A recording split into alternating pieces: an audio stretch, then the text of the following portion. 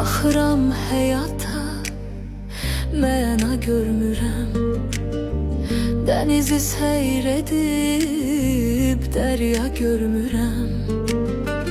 Yaşamağa dəyər dünya görmürəm. Mənasız sözlərin şair olmağın, ruhumuz göylərin, bədən torpağın.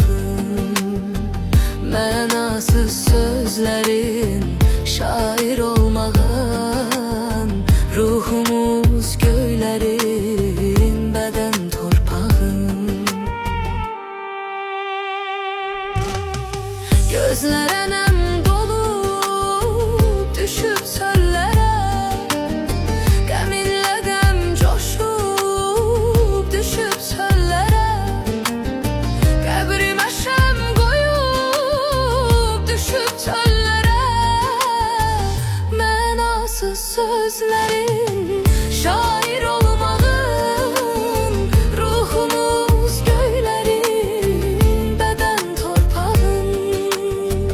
Mənasız sözlərin şair olmağın, ruhumuz göylərin, bədən torpağın.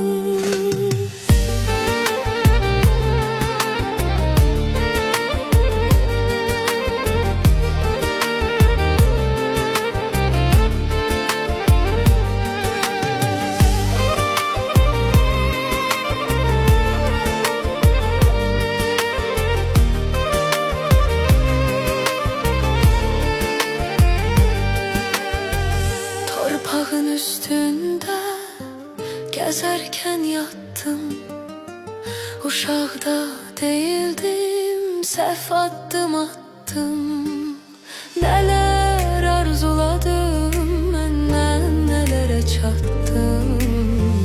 Mənasız sözlərin şair olmağın, ruhumuz göylərin, bədən torpağın. Mənasız sözlərin şair olmağın, ruhumuz göylərin, bədən torpağın.